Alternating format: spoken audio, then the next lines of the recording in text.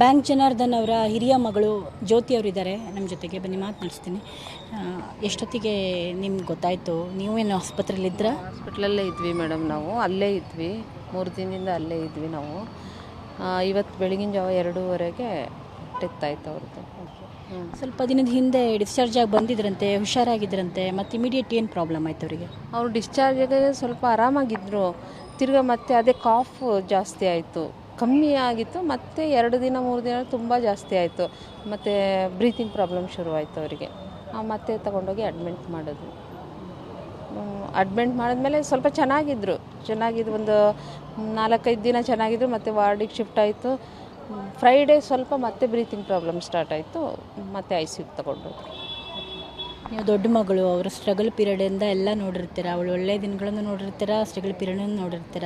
ಅಪ್ಪನ ಬಗ್ಗೆ ಏನು ಹೇಳ್ತೀರಾ? ಸಿನಿಮಾ ರಂಗದಲ್ಲಿ ಅವರ ಸೇವೆ, ಅವರಿಗೆ ತುಂಬ ಸಿನಿಮಾ ರಂಗದಲ್ಲಿ ಸೇವೆ ಮಾಡೋದು ತುಂಬ ಇಷ್ಟ ಇತ್ತು. ಅವ್ರಿಗೆ ಆ ಕೊನೆ ಟೈಮಲ್ಲಿ ಕಾಲು ನಡೆಯೋಕ್ಕಾಗಲಿಲ್ಲ ಅಂದಾಗಲೂ ನಾವು ಹೋಗಬೇಕು ಅಂತ ಆಸೆ ಪಡ್ತಾಯಿದ್ರು ಅವರು.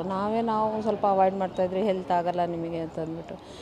ಚಿತ್ರರಂಗದಲ್ಲಿ ಅವರು ಪೂರ್ತಿ ಜೀವನ ಅದರಲ್ಲೇ ಕಳಿಬೇಕು ಅಂತ ತುಂಬ ಆಸೆ ಪಟ್ಟಿದ್ರು ಅವರು.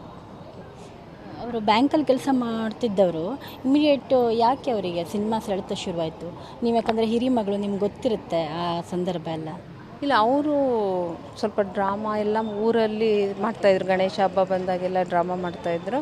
ಮತ್ತು ಯಾರೋ ಫಿಲಮ್ ಆ್ಯಕ್ಟ್ರು ಧೀರೇಂದ್ರ ಗೋಪಾಲ್ ಅವರು ಅನಿಸುತ್ತೆ, ಅಲ್ಲಿ ಡ್ರಾಮಾ ಕಂಪನಿಗೆ ಬಂದಾಗ ಅವ್ರ ಜೊತೆ ಸ್ವಲ್ಪ ಮೀಟಾಗಿ, ಅವರು ಬನ್ನಿ ಬೆಂಗಳೂರಿಗೆ, ಈ ಥರ ನಾನು ಫಿಲಮಲ್ಲಿ ಇದು ಮಾಡಿಸ್ತೀನಿ, ಚಾನ್ಸ್ ಕೊಡಿಸಿ.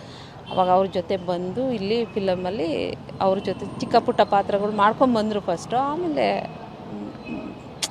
ಅದರೊಳಗಡೆ ಚೆನ್ನಾಗಿ ಬೆರೆತುಬಿಟ್ರು. ಬ್ಯಾಂಕ್ ಕೆಲಸನೂ ಮಾಡ್ತಾಯಿದ್ರು.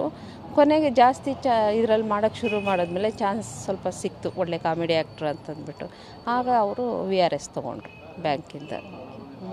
ಫಸ್ಟ್ ಸಿನಿಮಾ ಯಾವುದು, ಲಾಸ್ಟ್ ಸಿನಿಮಾ ಯಾವುದು ಅವ್ರದ್ದು? ಫಸ್ಟ್ ಸಿನಿಮಾ ನಮಗೆ ಜ್ಞಾಪಕ ಇದ್ದಂಗೆ ಊರಿಗೆ ಉಪಕಾರಿ ಅನ್ಸುತ್ತಲ್ಲ, ಊರಿಗೆ ಉಪಕಾರಿ ಅದು ಅನಿಸುತ್ತೆ. ಲಾಸ್ಟ್ ಮಾಡ್ತಾನೇ ಇದ್ದರು. ಮೊನ್ನೆ ಕೂಡ ಯಾವುದೋ ಹೋಗಿ ಮಾಡಿಬಿಟ್ಟು ಬಂದಿದ್ದಾರೆ ಅವರು. ಯಾವುದಂತ ಗೊತ್ತಿಲ್ಲ ಮೇಡಮ್, ನಮಗೂ ಯಾವುದು ಅಂತ ಗೊತ್ತಿಲ್ಲ. ಚಿಕ್ಕ ಪಾತ್ರ, ಮಂತ್ಸ್ ಬ್ಯಾಕು ಆ್ಯಕ್ಟ್ ಮಾಡಿಬಿಟ್ಟು ಬಂದುಬಿಟ್ಟಿದ್ದಾರೆ. ಹುಷಾರಿಲ್ಲದೆ ಇದ್ದಾಗಲೂ ಆ್ಯಕ್ಟ್ ಮಾಡಬೇಕು ಅನ್ನೋ ಹಂಬಲ ಬಿಡ್ತಾ ಇರಲಿಲ್ಲ ಮೇಡಮ್. ಇವಳೇ ಕರ್ಕೊಂಡು ಹೋಗಿದ್ಲು, ನನ್ನ ತಂಗಿ ಚಿಕ್ಕವಳು. ನಾವು ಯಾರೂ ನಾವು ಬರಲ್ಲ ಅಂದರೆ ಅವ್ರು ಹೋಗಲ್ಲ ಅಂತ ಅಂದ್ಬಿಟ್ಟು ನಾವು ಅವಾಯ್ಡ್ ಮಾಡ್ತಾಯಿದ್ರೆ, ಆದರೆ ಇವಳಿಗೆ ಫೋನ್ ಮಾಡಿಬಿಟ್ಟು ಹೋಗಲೇಬೇಕು ಅಂತ ಹಠ ಮಾಡಿ ಇವಳಿಗೆ ಕರೆಸ್ಕೊಂಡು ಹೋಗಿದ್ದಾರೆ ಜೊತೆ. ಮತ್ತು ಚಿತ್ರರಂಗದಲ್ಲಿ ಯಾರು ತುಂಬ ಆಪ್ತರು, ಫ್ರೆಂಡ್ಸ್ ಅಂತ ಯಾರಿದ್ರು ಅವರಿಗೆ? ಎಲ್ಲರೂ ಆಪ್ತರೇ ಅಪ್ಪ, ಎಲ್ಲ ಚೆನ್ನಾಗಿದ್ರು, ಎಲ್ಲ ಬರ್ತಾಯಿದ್ರು ಹೋಗ್ತಾಯಿದ್ರು. ಇವರೇ ಆಪ್ತರು ಅಂತಲೇ ಎಲ್ಲರ ಜೊತೆ ಚೆನ್ನಾಗಿದ್ರು ಅವರು. ಫೈನಾನ್ಷಿಯಲ್ ಏನಾದ್ರು ತೊಂದರೆ ಇತ್ತಾ ನಿಮಗೆ? ಏನಂದರೆ ಯಾರಾದರೂ ಹೆಲ್ಪ್ ಮಾಡೋರಿಲ್ಲ, ಆ ಥರ ಏನಾದ್ರು ಹುಷಾರಿಲ್ಲದೆ ಇದ್ದಾಗ ಏನಾದ್ರು ಪ್ರಾಬ್ಲಮ್ ಆಗಿದ್ದು ಆ ಥರ ಏನಾದ್ರು? ಅಲ್ಲ, ಹುಷಾರಿಲ್ಲದೆ ಇದ್ದಾಗ ಕೆಲವರೆಲ್ಲ ಹೆಲ್ಪ್ ಮಾಡಿದ್ದಾರೆ ಮೇಡಮ್, ಮಾಡಿದ್ದಾರೆ. ಅದು ನಮ್ಮ ಹತ್ರ ಹೇಳ್ತಾ ಇರಲಿಲ್ಲ ನಮ್ಮ ತಂದೆ, ಬಟ್ ಅವರು ಅದು ಕ್ಲಿಯರ್ ಮಾಡ್ಕೊಳ್ತಾಯಿದ್ರು. ಅದೇ ಮಾಡಿದ್ದಾರೆ, ಹೆಲ್ಪ್ ಮಾಡಿದ್ದಾರೆ. ನಿಮಗೆ ಯಾವ ಪಾತ್ರ ಅವ್ರದ್ದು ಇಷ್ಟ? ಯಾವುದು ನೆಚ್ಚಿನ ಸಿನಿಮಾ? ಎಲ್ಲದೂ ಚೆನ್ನಾಗಿ ಇಷ್ಟ ಆಗುತ್ತೆ ನಮ್ಮದು. ಯಾವುದು ಇದು ಚೆನ್ನಾಗಿಲ್ಲ ಅದು ಚೆನ್ನಾಗಿಲ್ಲ ಅಂತೆಲ್ಲ ಎಲ್ಲ ಇಷ್ಟ ಆಗುತ್ತೆ ಮೇಡಮ್ ಅವ್ರ ಫಿಲಮ್. ನಮಗೆ ಎಲ್ಲ ಕಾಮಿಡಿ ಇಷ್ಟ ಆಗುತ್ತೆ, ಫಿಲಮಿಂದನೂ ಎಲ್ಲ ಪಾತ್ರಗಳು ಇಷ್ಟ ಆಗುತ್ತೆ. ನಾವು ಬ್ಯಾಂಕ್ ಜನಾರ್ದನ್ ಅವರನ್ನ ತೆರೆ ಮೇಲೆ ನೋಡಿದ್ದೀವಿ. ತೆರೆ ಹಿಂದಿನ ಬ್ಯಾಂಕ್ ಜನಾರ್ದನ್ ಹೆಂಗೆ ನೀವು ಹೇಳಿ?